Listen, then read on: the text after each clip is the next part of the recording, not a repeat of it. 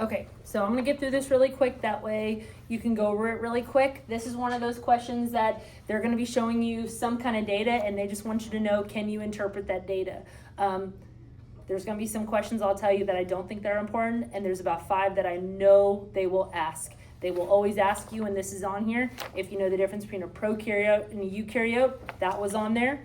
They're always gonna ask you, why is DNA so important? And it's the sequence of bases. Remember, A, T, A, G, C, they all code for a codon that then is transcribed and translated into an amino acid. So it's not necessarily the number of bases, it's the sequence of bases, okay? They also asked you about active and passive transport. There's always gonna be one on those, okay? And they're always gonna ask you about mitosis, meiosis, non-sex cells, meiosis, sex cells. And then they're always gonna ask you a genetics question, which was exactly like we did in class, where you had to figure out what definitely was gonna be passed on based on hint, hint, one of the parents being homozygous dominant and them always passing that dominant allele. Okay, so this first one, all we know is you have 2 containers, A, B. The volume is the same. They tell you the containers are the same. Oop. The starting temperature, it should say starting temperature, is different, and the time required is different. Okay, so ready? The table shows times required for water to evaporate from identical containers. Which of these is the best question to ask before developing a reasonable hypothesis to explain the data? Why does water exist at a solid at negative 15 degrees Celsius and as a liquid? No, we're not observing that, okay? What is the boiling point of water? Nope, we know the boiling point of water. Why does a lower temperature slow the rate of evaporation?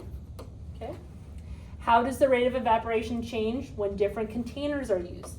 They told us they use the same container. So the only one that they could be asking about is this one right here. Okay, next one. This is also a really great question where they're just asking you to interpret data. Okay, you have mold, no molds here, small, medium, large amount. Okay, you have a temperature and humidity, so how moist things are. They're asking you, according to the data, what are the best conditions for growing mold? Well, if this one says a large amount, you need a warmer temperature and a lot of humidity. Cold,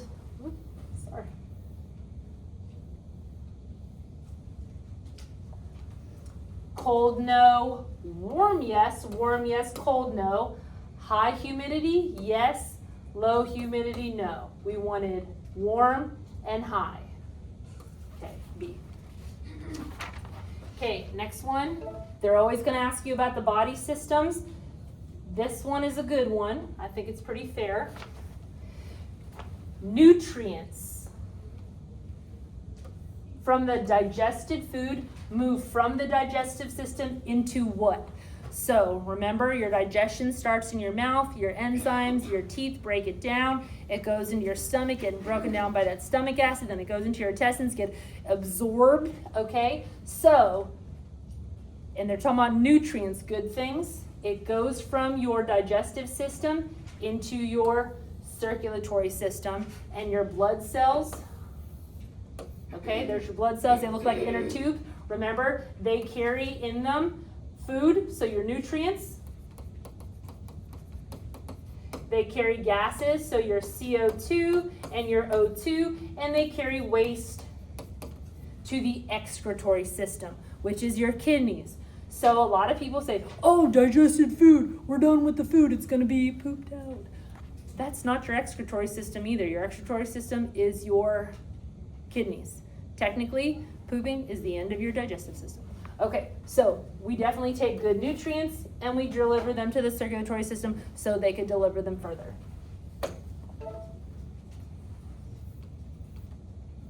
Okay, a single population of shrews was separated into 2 colonies after a natural land bridge collapsed.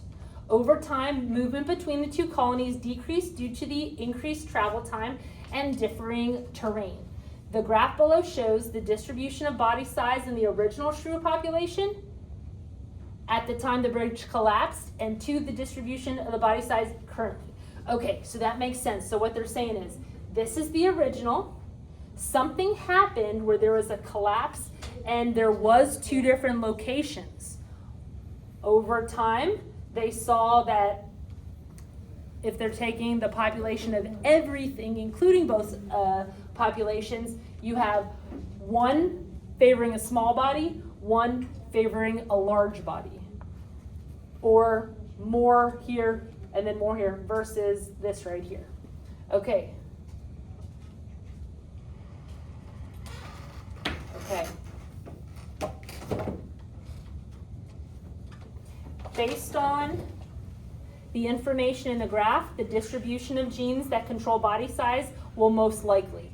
Okay, so are they going to return to that scene in the original? So remember, something happened and it's never going to undo. So this is pretty much the way it's going to continue to go. It's not going to go back. Shift only in favor of a large. Well, currently you have small or large being favored. Okay? Shift only in favor of small, or continue to shift in favor of two different body sizes. All we could do is predict that right there.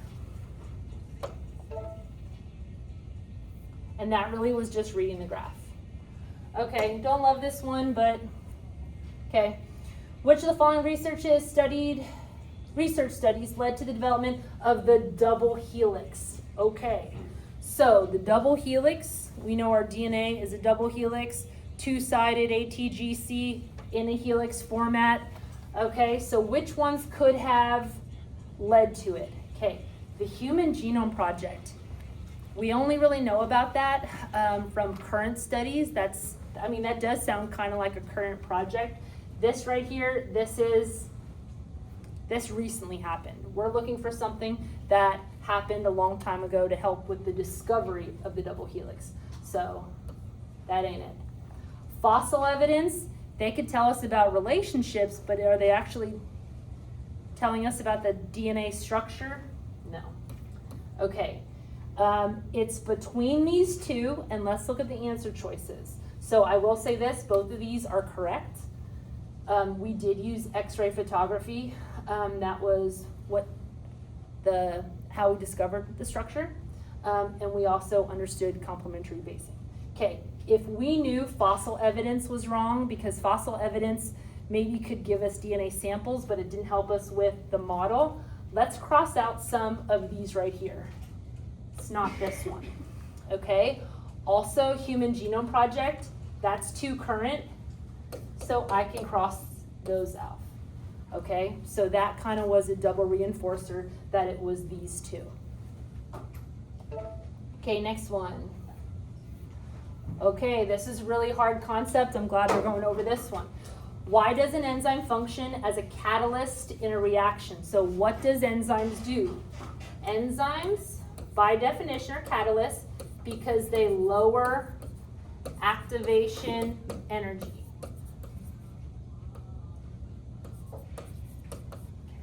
What does that even mean?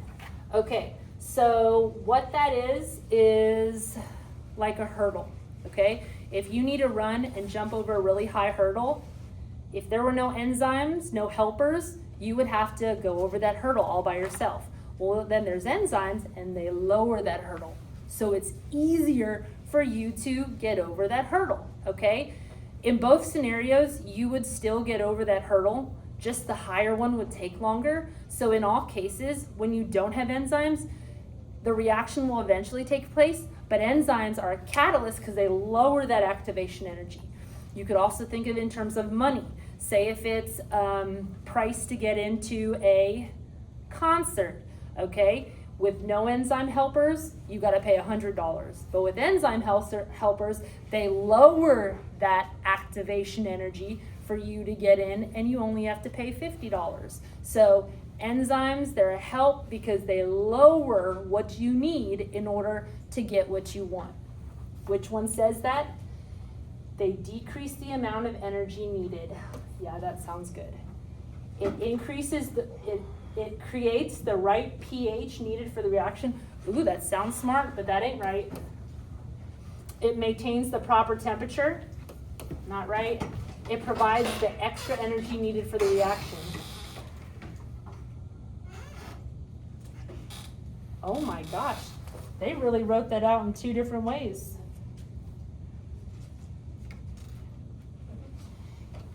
It does not provide the energy. It decreases the amount of energy needed for the reaction to happen. Wow, they really tried to trick us. Okay, A is the right answer there.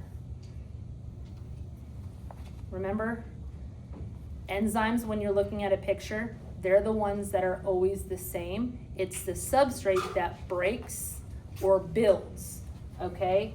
And enzymes don't get used up, and they have to fit like a lock and key to their substrate. Okay. Next one. Okay. Every year a new influenza vaccine is developed. What is the most likely reason?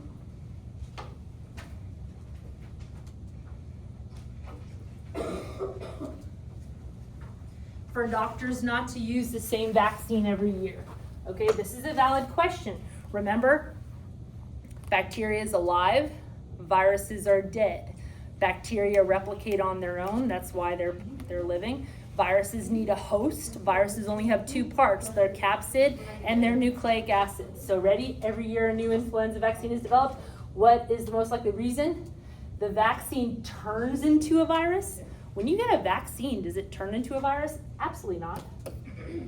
Any vaccine can only last for a year before it dies. Can a vaccine that's not living die? Nope. The virus which causes influenza adapts each year to the last vaccine in order to survive. That reminds me of when we talked about antibiotic resistant bacteria. Okay, so that is absolutely correct. A new different virus that causes influenza enters the food chain? No. Okay, just like when we see antibiotic resistant bacteria, we can kill out most of the strain one year, but the ones that did not get eliminated will reproduce via whatever hosts are there, and we'll see that one uptick, and then we have to design a vaccine to that one instead. Next one. Okay, this one ain't gonna be on your test. Bunsen burners are often used in science labs as a source of heat. Which of the following safety rules apply when using a Bunsen burner? Always point away from you, never leave it unattended, tie back on here. All of these, easy peasy. Okay, this one is a really good one, mitosis versus meiosis. Okay, new heritable characteristics. Heritable, we don't use that word. Inheritable, you inherit them. That is not mitosis, your toes, your non-sex cells. That is your sex cells, your gametes, meiosis. Okay, how can this result? The recombination of genes during meiosis, I like that one. The formation of daughter cells during mitosis. Mitosis doesn't give us new characteristics. Crossing over only happens during meiosis. I don't like that one. Mutations in the genes found in sex cells, yes, because when they're mutated in sex cells, you pass them on, they're inherited. Mutation in the genes in non-sex cells, no, you don't pass those on. So which of them says 1 and 3? B. That was a really good question. Oh my gosh, we just did this. Y'all, we just literally did this. A male bird with the genotype Big G, and Big B, little b is crossed with a female bird with the genotype Big, little. What trait is most likely to be observed in all these offspring? Okay, I know y'all are going to want to do this whole Punnett square. Y'all are not going to want to. Just look at what each parent can give. If it is Big G, Big B, little b, We don't know which B this parent's gonna give. We don't know, but we know all of these babies are gonna have a big G. Then this parent, big G, little b, little b. We don't know which one, but we know it's gonna be a little b. Now, we cannot say that all the kids are gonna be recessive because we don't know. What if this parent gives the big B? But we know this parent is gonna give a dominant big G, which means green feathers, so we know that all those kids better have green feathers, okay?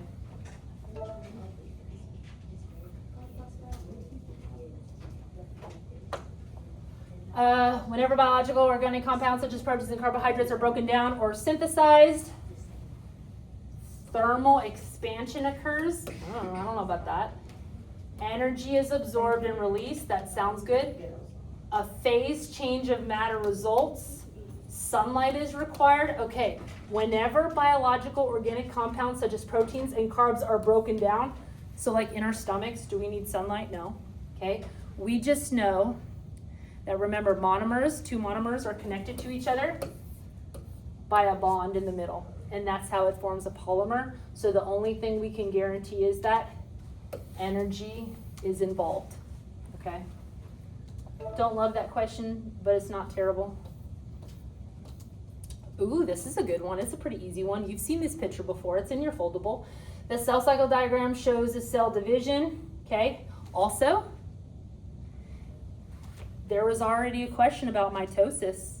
It was about meiosis, but remember, if you're taking the STAR test and there's 2 questions on viruses or mitosis or meiosis, scroll back to that other question. It might give you the answer to the next question, okay?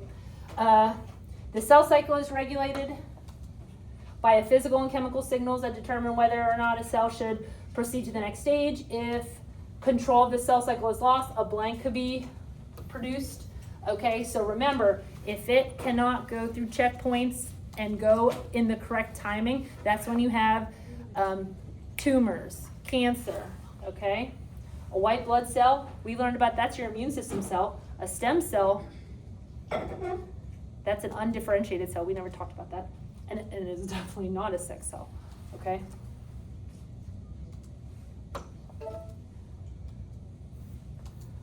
Oh, number 20, okay.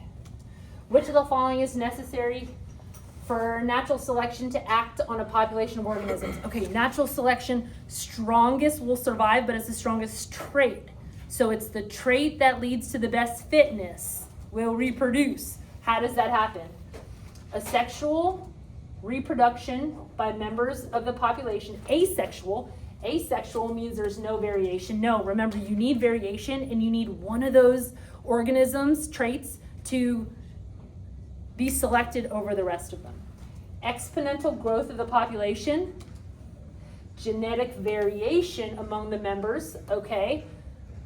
Unlimited resources availability to the members. If there's unlimited resources, everybody's gonna survive. Everybody's gonna be good enough. Nobody's gonna be natural selected. So we do not want unlimited resources. If there's exponential growth, then there is unlimited resources. There needs to be genetic variation. And then the best genetics will survive and be fit and reproduce. Okay. Almost done. Okay, y'all, this one is so silly. Which graph best shows the comparison of elements to the total composition? Y'all, if they're looking at percentages, I know the highest percentage is only like 30%, but y'all, we use pie charts right here to figure out total composition. That's the answer. I'm not even gonna go over it. Okay, this one was just all right.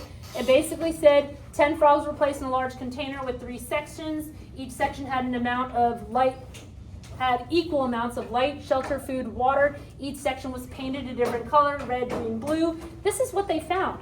31, 35, 34. Y'all, that seems pretty even split to me. So these frogs did not prefer one because they were evenly distributed. Okay, so the right answer, which says evenly distributed, is most frogs preferred the blue. No, they were pretty evenly. Most frogs tended to avoid the red. They were even. The frogs randomly moved. 4 frogs out of the 10 preferred the green area. I don't know if they want you to pick that because it's approximate, but really 4 out of 10 will be 40%. Okay. Hey, y'all, stay quiet. I'm almost done. Okay, 15. Ooh, this is a really good one because this tests photosynthesis and cellular respiration. Hey, y'all, leave out through the lab and only open up the lab door so that they can go in there while I'm finishing this. Okay, they're going to test photosynthesis and cellular respiration. They're going to test that us consumers, us animals, need oxygen and we breathe out CO2, and plants need CO2 and produce oxygen. Okay. The Earth's carbon cycle consists of the flow, cycling, and recycling all of the carbon on Earth. Every living organism composition includes the element carbon. How does carbon become part of both producers and consumers? Okay. Producers taking carbon dioxide directly from the soil.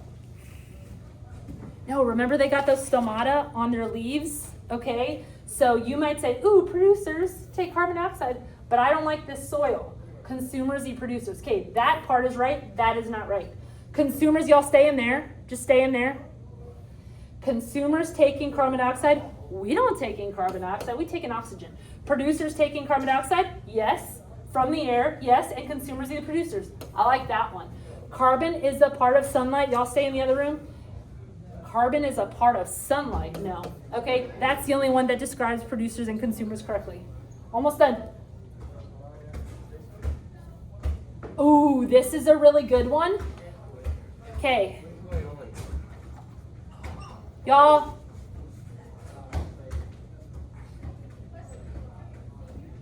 Okay.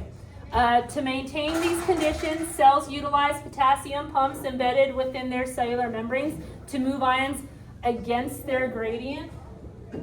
Okay. They just said against their gradient. They said they needed high on this side, high on the other side, and they're moving against the gradient. So you're fighting your way against. That is active transport right here.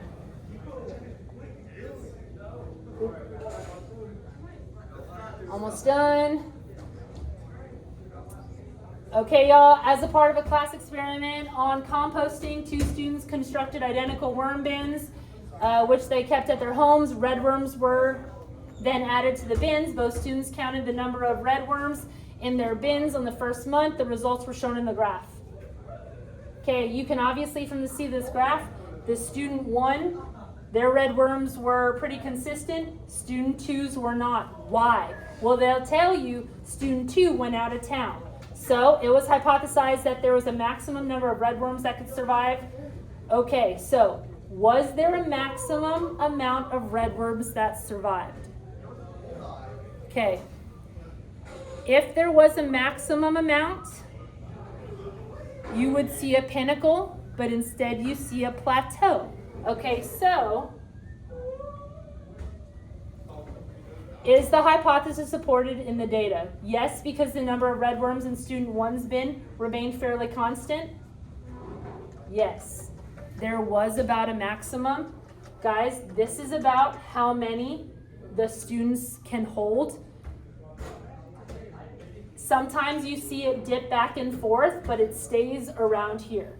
No, because the number of red worms in student 2's bin decreased. Remember, they did not follow the rules. Student 2's data doesn't count. Yes, because the number of red worms in student 2's bin continued. Nope. And then no, because the number of red worms in student 1's bin decreased between. It did not.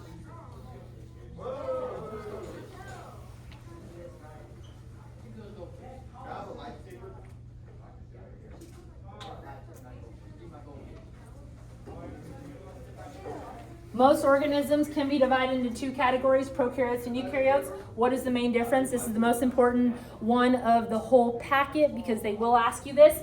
Pro, no nucleus, no membranes. Eu, like an egg, has a yolk, have a nucleus and membranes. Prokaryotes do not possess any means of locomotion. Prokaryotes do not possess a nucleus. Good. Eukaryotes are found in all of the 6 kingdoms. No, eukaryotes cannot be in prokarya or eubacteria or archaebacteria. And eukaryotes are living organisms, whereas prokaryotes, they're both living. Okay? B. Okay, last one.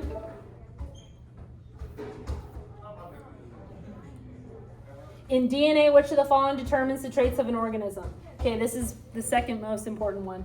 It is the sequence of bases. Because remember,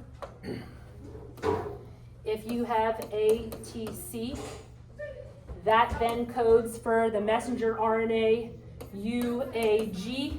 That then codes for the amino acid start. I kind of made that up. It doesn't matter the percentage.